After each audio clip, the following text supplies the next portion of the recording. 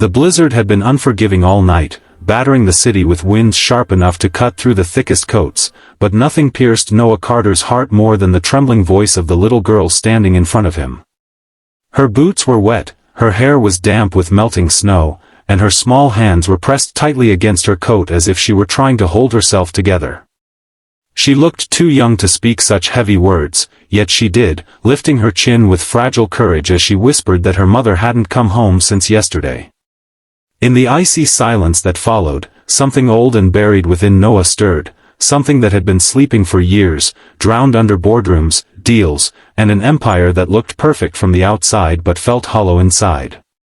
Her desperation had cracked open a part of him he thought he had sealed forever. If you're watching this and you believe in kindness, humanity, and giving people a second chance, please like, comment, share, and subscribe. Your support keeps these stories alive. Noah didn't wait a second longer. He scooped up his coat, grabbed his car keys, and told the trembling girl to follow him. Her name was Lily, he learned as they hurried through the heavy snowfall. Her voice was small, barely rising above the storm, but every word she shared carved deeper into his chest. Her mother, Grace, worked long hours at a diner, juggling bills and life alone after her husband abandoned them. Lily explained that her mother never stayed out late, never went anywhere without telling her, and she had promised she'd be home after her night shift. But night came and left, morning arrived with biting frost, and still there was no sign of her. Lily had stood at the window for hours, watching the snow rise higher, feeling fear settle into her bones. And when her mother didn't walk up the street, when her phone went straight to voicemail, Lily did the bravest thing a child could do, she wrapped herself in the warmest coat she had and decided to find help. As the car crawled through the storm, Noah kept glancing at Lily through the rearview mirror. She held a backpack tightly against her chest, her tiny fingers curled around the straps as if she were afraid she'd drop the last piece of hope she had.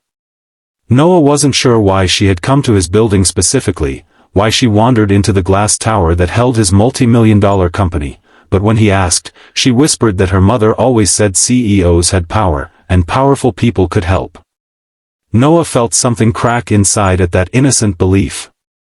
Power meant very little when you spent your life feeling powerless in the places that mattered. But for this child, for this moment, he wanted that power to mean something real. They reached Lily's neighborhood, old brick buildings buried under snow, streetlights flickering with frost, the world swallowed in white silence. Her small apartment was cold when they stepped inside. Noah helped her flip on the heater and checked the rooms, searching for clues. Grace's coat was gone, her bag wasn't there, her uniform wasn't hung over the chair where Lily said she usually placed it. Everything felt frozen in time, as if Grace had stepped out for a moment and never returned. On the kitchen table was a cup of coffee, untouched, now cold. Noah felt an eerie chill, heavier than the winter air. He told Lily to stay warm while he called his head of security. Within minutes, his team was tracking Grace's phone, checking nearby hospitals, contacting the diner, even scanning traffic cameras before they froze. Lily watched him with wide eyes, clutching the sleeve of his coat whenever her fear swelled too high. Noah knelt and assured her he wouldn't stop searching until they found her mother. It wasn't a promise he made lightly, he wasn't a man who offered comfort easily, but looking at that small girl shivering in the flickering light, he meant every word. Hours passed as they gathered fragments of information. Grace had clocked out of her shift, left the diner just after midnight, and took her usual route home through the stretch of road that bordered the river. The snowstorm had hit hardest around that time. Traffic cameras caught flickers of her silhouette, but then visibility vanished under the thick curtain of snow. Noah's chest tightened. He remembered the history of that road, icy patches, poor lighting, steep embankments. Many accidents had happened there over the years. Fear began to pulse beneath his skin, steady and cold. When his team found a signal ping from near the river bend just before Grace's phone went dead, Noah didn't hesitate. He wrapped Lily in an extra coat, carried her to the car, and drove through the storm again. The closer they got to the river, the worse the roads became. Trees were covered in heavy snow, branches bending under the weight.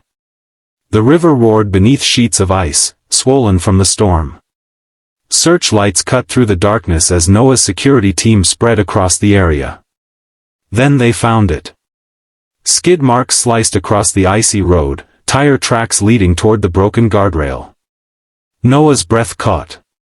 Lily's small gasp beside him felt like a knife twisting deep. Further down the slope, caught against a mound of snow and brush, was a car half buried in white, its tail lights faintly glowing under a thin layer of frost. Noah rushed toward it, slipping down the icy incline, his heart pounding a merciless rhythm. The car's windshield was cracked, the driver's side door slightly ajar, snow packed around the edges. Inside, huddled and unconscious, was Grace. Her hair was tangled with frost, her lips pale, her uniform stiff with cold. She was breathing, but barely, each inhale thin as a thread. Noah felt raw panic surge up his throat. Lily scrambled down the slope behind him, crying out in a way only a child can when they see their whole world crumpled and fragile. Noah grabbed her just before she reached the car, holding her tight as she sobbed against his chest. He called for the medic team he'd brought, his voice sharp despite the tremor underneath. Within minutes, paramedics were lifting Grace out of the car, wrapping her in thermal blankets, checking her pulse, warming her hands. Lily held onto her mother's fingers, tears streaming down her face. Noah stayed close, giving directions, clearing space, guiding Lily gently. He felt protective in a way he hadn't felt in years, a way he didn't know he was capable of anymore. Grace was rushed to the hospital. The storm was beginning to ease, but the night still felt heavy as Noah and Lily followed the ambulance. In the ER, doctors worked to stabilize her. Hypothermia. A minor concussion. Dehydration. Bruises from the impact. Hours passed. Noah sat with Lily, letting her lean against him when exhaustion pulled her eyelids down. He didn't leave her side. Just before dawn, the doctor stepped out with relief in his eyes. Grace was stable. She would recover. Lily cried again, but this time the tears were warm. She squeezed Noah's hand, thanking him with a sincerity that pierced him deeper than anything else had in years. When they were allowed to see Grace, Noah watched quietly as Lily crawled into the hospital bed beside her mother, holding her tightly as if trying to protect her with her own small warmth. Grace's eyes opened slowly, weary but alive. She searched the room, disoriented at first, until her gaze landed on Noah. Something flickered in her expression, recognition, gratitude, disbelief. She tried to speak, but Noah told her gently to rest. She drifted back into sleep, her fingers still curled around her daughter's. Over the next 2 days, Noah visited the hospital every morning and evening. He brought clothes for Lily, warm meals, small books to keep her occupied. He handled the bills. He made arrangements for a safer car for Grace. His company didn't know what to make of his sudden absence, but he didn't care. For the first time in a long time, he was doing something that mattered beyond profit, beyond corporate walls, beyond himself. Grace recovered slowly, but steadily. When she was finally discharged, she tried to thank Noah properly, stumbling through words that never felt big enough. She apologized for being an inconvenience, for taking his time.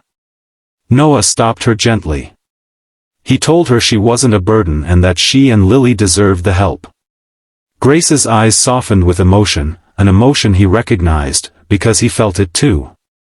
Winter melted into early spring. Noah stayed in their lives, not out of obligation, but because something inside him needed to. He visited Lily after work, helped Grace fix things in the apartment, took them grocery shopping, invited them to places they had never been able to afford before. He saw the strength in Grace, the tenderness in her love for her daughter, the courage in her quiet endurance. And he saw in Lily a bright, resilient spirit that reminded him of everything he thought he had lost in his own life. Slowly, something unfamiliar began to take root in Noah, a warmth he had long forgotten, something almost like belonging. Grace noticed it too. She saw how he